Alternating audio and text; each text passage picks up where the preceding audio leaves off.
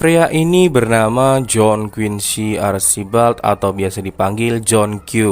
Di suatu pagi, John dan istrinya yang bernama Dennis tengah terlihat bersantai sambil menonton siaran berita televisi yang menyiarkan tentang keterpurukan ekonomi negara Amerika pada saat itu. Tiba-tiba saja John mendengar suara bising yang terdengar dari luar rumahnya. John lalu turun dari lantai atas untuk mengecek apa yang sedang terjadi di luar rumahnya itu. Ternyata John melihat seorang petugas bank datang dan kemudian menderek mobilnya dikarenakan John terlambat melunasi cicilan hutangnya pada Bank Sentral Amerika.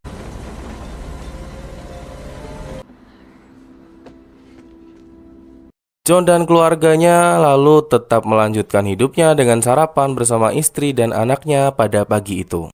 Seperti seorang istri pada umumnya, melihat mobilnya dibawa oleh petugas bank itu, Dennis lalu memarahi John. Mereka juga sempat beradu argumen dengan masalah yang sedang mereka hadapi. John, my car is gone. It's fine. All right, it's fine. Namun saat mereka sedang bertengkar, anak John yang bernama Mikey tiba-tiba menghampiri mereka dengan berperilaku seperti seorang binaragawan. Sit down, honey. Ya, cita-cita Mikey adalah menjadi seorang binaragawan saat sudah dewasa nanti. Kehadiran anak kesayangan mereka lalu meredam semua sifat egois yang ada di dalam diri John dan juga istrinya yaitu Dennis. Can I get a ride to work? John pun mengantarkan istri serta anaknya untuk beraktivitas. Kebersamaan keluarga besar John pun terlihat sangat erat dengan mereka yang saling melemparkan candaan antara satu dengan yang lain. John juga terlihat sangat menyayangi kedua keluarganya itu. Hello, come get this woman, please. Melihat ayahnya yang sedang mengalami kesulitan keuangan, Mikey lalu menawarkan tabungannya kepada ayahnya untuk digunakan membayar hutangnya. Namun John meminta kepada Mikey untuk menggunakan uangnya untuk kepentingannya sendiri. But you earn that money, so you keep it, okay? John bekerja di sebuah pabrik sebagai mekanik bersama dengan seorang temannya sekaligus tetangganya yang bernama Jimmy. John yang mengalami kesulitan keuangan lalu pergi untuk wawancara kerja dengan ditemani oleh Jimmy. Namun setelah John selesai melakukan wawancara, John tidak diterima karena dinilai terlalu overqualified. You may be overqualified. Pagi itu, John dan semua warga di kota itu sedang menyaksikan pertandingan baseball tingkat anak-anak. Anak John yaitu Mikey ternyata menjadi salah satu pemain di pertandingan itu. Posisi Mikey dalam pertandingan itu adalah sebagai pemukul. Dan saat Mikey berhasil memukul bolanya, Mikey lalu melakukan run. Namun saat Mikey sedang berlari, Mikey terlihat lemas dan mengalami kolaps.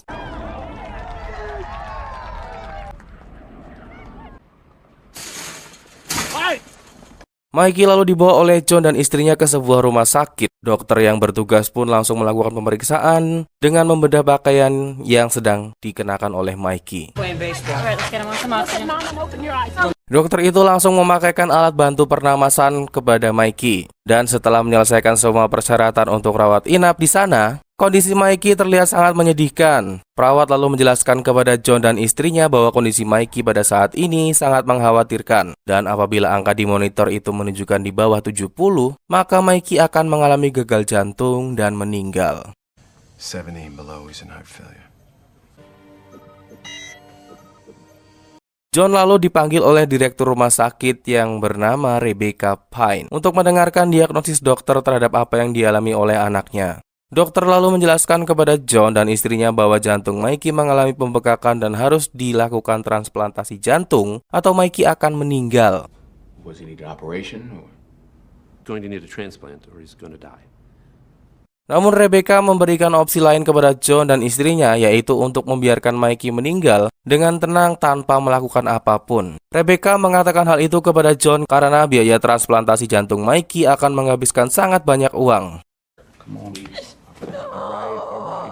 Pihak asuransi yang dibayarkan oleh John selama ini juga tidak bisa memenuhi biaya yang dibutuhkan untuk operasi anaknya.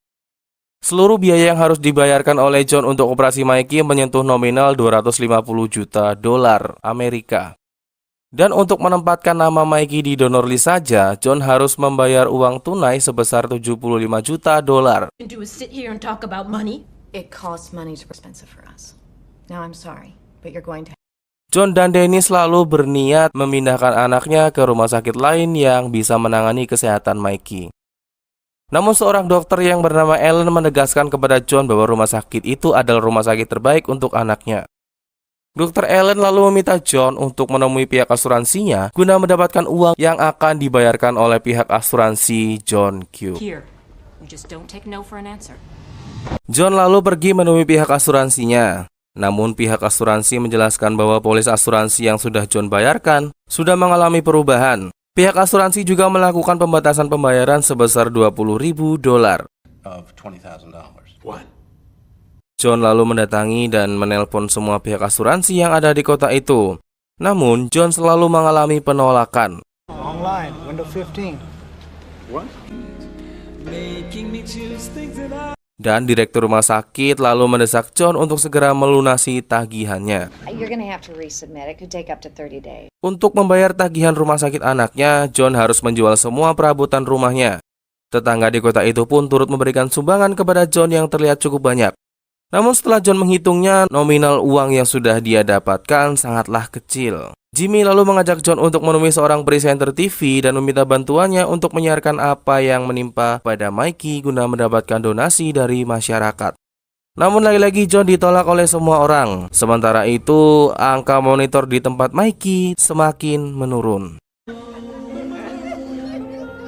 Saat John sedang berusaha mencari uang untuk membayar biaya pengobatan Mikey, John mendapatkan sebuah telepon dari Dennis yang mengatakan bahwa pihak rumah sakit akan memulangkan Mikey.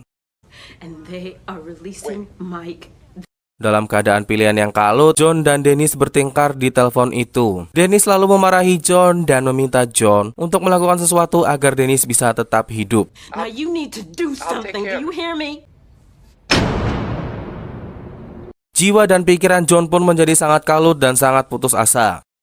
John lalu mendatangi rumah sakit dan langsung mencari Dr. Turner yang bertugas mengurus kesehatan anaknya. Namun saat John melihat Dr. Turner, ternyata Dr. Turner sedang bercanda dengan seorang wanita dan seorang pria tua yang terlihat seperti orang kaya. John lalu meminta untuk berbicara secara pribadi kepada Dr. Turner. John lalu meminta Dr. Turner untuk mengoperasi Mikey secara gratis demi sebuah itikat baik. John juga bersumpah akan membayar tagihannya kepada pihak rumah sakit setelah anaknya berhasil dioperasi. Namun Dr. Turner malah menolak permintaan John dan meminta John untuk menjauh dari dirinya. John yang sedang dalam pikiran kalut lalu menodongkan sebuah pistol kepada Dr. Turner dan memintanya membantu operasi Mikey. I'm not asking you anymore, doctor. I'm telling you. Okay. John yang sedang berada di sebuah ruangan UGD lalu menyandra semua orang yang berada di dalam ruangan UGD tersebut. John pun meminta mereka semua untuk tetap diam dan tetap berada di sana. Hey!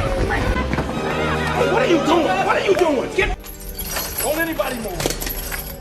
Terlihat di dalam ruangan penyanderaan terdapat beberapa pasien yang sedang terluka. Mulai dari seorang pria kribo, seorang pria yang bawa istrinya yang sedang hamil, seorang wanita beraksen Meksiko yang membawa bayi yang terus menangis, seorang pasangan muda-mudi yang sedang kasmaran, serta beberapa dokter dan juga perawat yang sedang bertugas. John lalu menegaskan kepada mereka semua bahwa rumah sakit itu sekarang berada di bawah kendali manajemen baru, yaitu manajemen John Q. John pun menjelaskan bahwa semua pengobatan bisa dilakukan secara gratis. John lalu meminta satpam yang ada di sana untuk mengamankan semua pintu masuk. John juga terlihat menghancurkan sebuah CCTV yang ada di sana.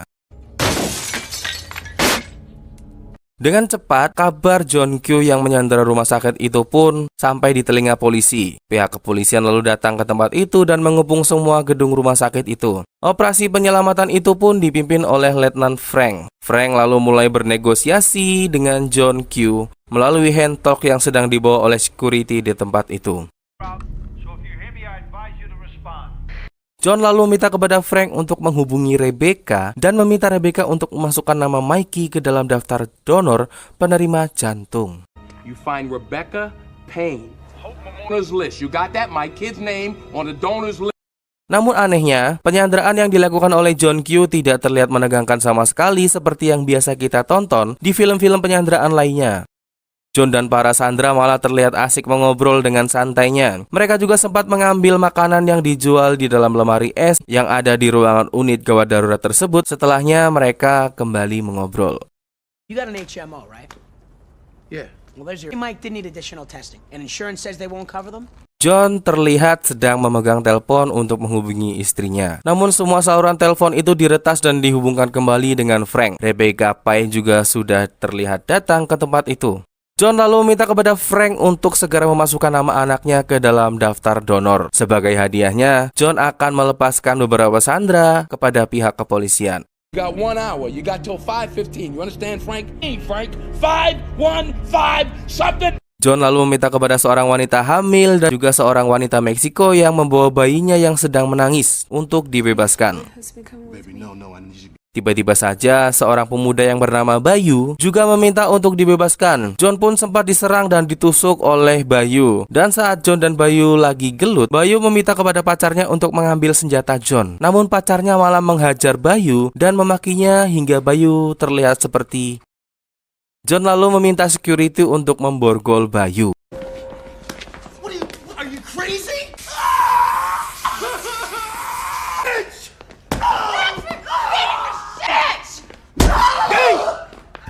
John Q lalu membawa dua wanita itu untuk dibebaskan. Ternyata berita penyanderaan John sudah sampai ke telinga media dan masyarakat. Very good, man. Oh yeah, I feel good. We're having a baby. Pihak media lalu mewawancarai sandera yang dibebaskan. Dan para sandera itu mengatakan bahwa John Q adalah orang yang sangat baik hati. Tak Lempley juga terlihat menyiarkan penyanderaan yang sedang dilakukan oleh John. For your information, Tak Lempley itu orang yang temui John untuk meminta donasi. Ternyata seorang polisi yang bernama Gus sedang mempersiapkan untuk menyerbu masuk ke dalam ruangan John. Sedangkan Frank dan Rebecca terlihat mendatangi Dennis untuk meminta Dennis menghentikan aksi nekat dari John. Namun berbeda dengan apa yang mereka inginkan, Dennis malah mengatakan bahwa dia akan selalu mendukung semua tindakan yang sudah John Q lakukan. And you don't talk to me.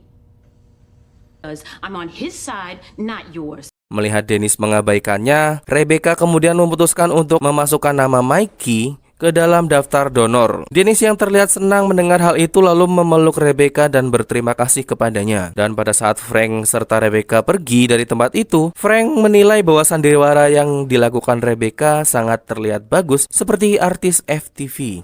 Comforting embrace, a sincere look.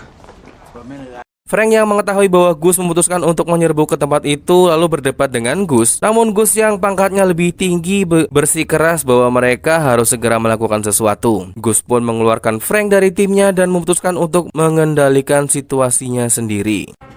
You're out. I'm out.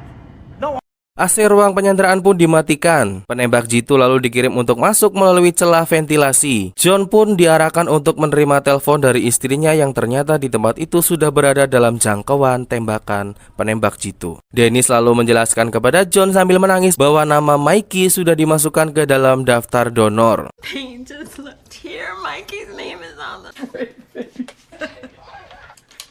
Tak Lempley dan timnya pun berhasil meretas pembicaraan John dan istrinya, serta menyiarkannya di saluran televisi nasional. Dennis berbicara kepada John melalui telepon dan menjelaskan bahwa kondisi Mikey semakin memburuk. Mendengar istrinya bersedih, John lalu berjanji akan mengusahakan apapun untuk menyembuhkan Mikey. I swear on my life. You just gotta believe me. You understand? John pun meminta berbicara kepada Mikey dan pembicaraan itu bisa didengar melalui saluran televisi dari Tak Lempley. Mikey lalu bertanya kepada John apakah dia akan mati, dan sebagai seorang ayah, John pun memberi pengertian bahwa Mikey tidak akan mati. John pun mengatakan apa bagusnya dunia ini tanpa Mikey. Semua orang yang mendengar perkataan John untuk anaknya pun meneteskan air mata, termasuk Rebecca Pye. You're not gonna die. Of course not. What would the world be without you? oh my God. I forgot. Namun saat sedang berbicara dengan anaknya, penembak jitu itu sudah bersiap di tempatnya dan menembak John serta melumpuhkan John Q.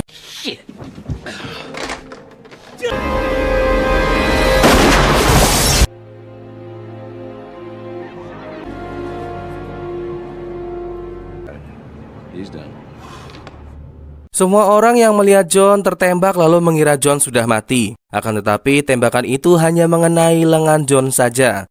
John lalu menghampiri penembak jitu yang terjatuh dari atas balkon dan menghajarnya. Gus pun mendapat masalah karena usahanya yang sudah gagal. Gus lalu mengaku bersalah kepada Frank dan meminta Frank untuk mengendalikan situasinya.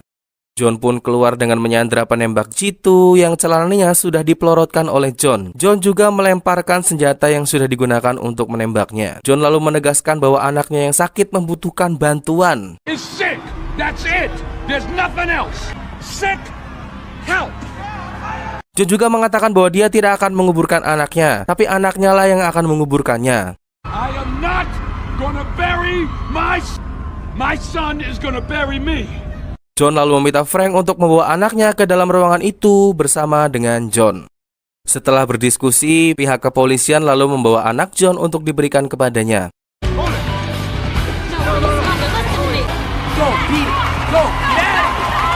John pun melepaskan Sandra. Setelahnya, Dr. Turner mengecek keadaan Mikey. Ternyata keadaannya sudah sangat parah dan tanpa jantung baru Mikey maka tidak akan pernah selamat.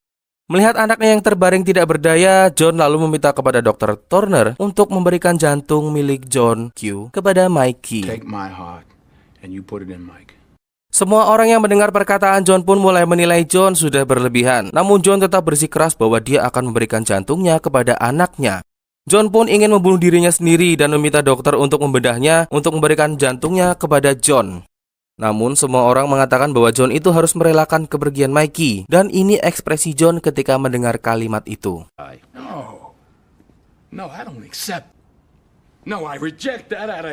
John lalu menodongkan pistol ke arah kepalanya sendiri untuk mengancam Dr. Turner. Alright. Melihat kegigihan John, Dr. Turner lalu mengatakan bahwa dia akan melakukannya untuk John. Dr. Turner lalu menjelaskan bahwa kalau ada jantung yang tersedia, maka dia tidak boleh menyia-nyiakannya, meskipun itu melanggar kode etik sebagai dokter. If there's a heart available. Doctor, Mr. McGuire, let's get ready for surgery. 045. Female donor. 26 years. Type. B positive. John Q lalu membuat surat wasiat sebagai persetujuan untuk ditandatangani oleh Sandra yang ada di sana. John lalu meminta kepada dokter untuk berbicara kepada Mikey sebelum dia mengorbankan dirinya untuk Mikey. John pun membangunkan Mikey yang sedang tertidur. Baiklah, saya akan bacakan apa yang sudah dikatakan oleh John kepada kalian. Son, selalu dengarkan ibumu. Turuti perkataannya, karena dia adalah sahabatmu. Bilang kepadanya bahwa kau menyayangi ibumu setiap hari. Mikey, kamu masih terlalu kecil untuk mempunyai seorang pacar. Namun akan tiba saatnya, dan jika saatnya itu tiba, perlakukanlah mereka bagai putri, karena begitulah mereka. Jika kau berkata mau melakukan sesuatu, lakukanlah. Karena ucapanmu adalah janji, karena kau hanya punya itu. Juga uang. Kau harus mencari uang, Mikey. Jika ada peluang, meski jika sesekali harus berkhianat, dapatkanlah uang sebanyak mungkin. Dan jangan sebodoh ayahmu. Semua jauh lebih mudah dengan uang, nak. Jangan merokok, baik hatilah kepada orang lain. Dan jika kau dipilih, berdirilah dan jadilah jantan. Serta jauhilah hal-hal buruk, jangan pernah terlibat dengan hal-hal buruk. Aku tak akan meninggalkanmu, aku selalu bersamamu di sini. I love you, son, sambil menyentuh jantung Mike.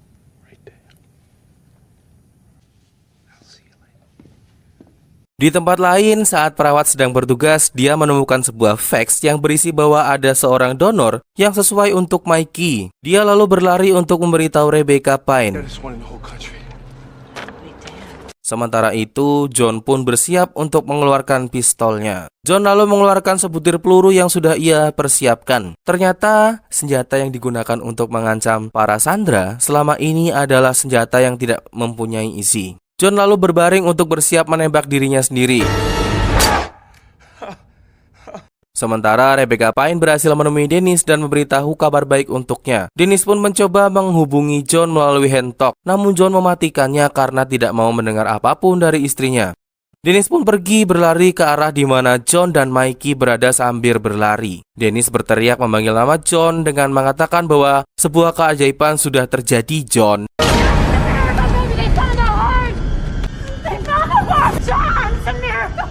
Setelah melalui hari yang melelahkan, saluran televisi memberitahukan bahwa John sudah mendapatkan sebuah jantung untuk diberikan kepada anaknya. John pun mengeluarkan semua sandera yang sudah dia tawan.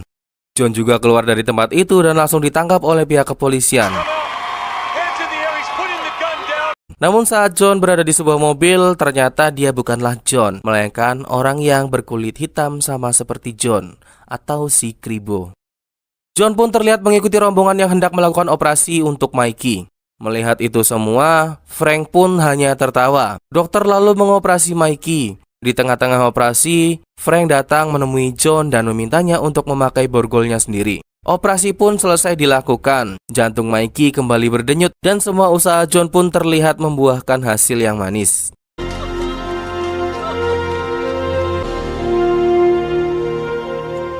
Setelah penyanderaan yang dilakukan oleh John, semua acara televisi menayangkan tayangan yang berhubungan dengan kasus itu. Pembahasannya pun lebih kepada di mana semua orang harus mendapatkan polis asuransi yang mampu menanggung saat hidup warga Amerika sedang mengalami kesulitan. Nama John Q pun menjadi sangat terkenal di kalangan masyarakat.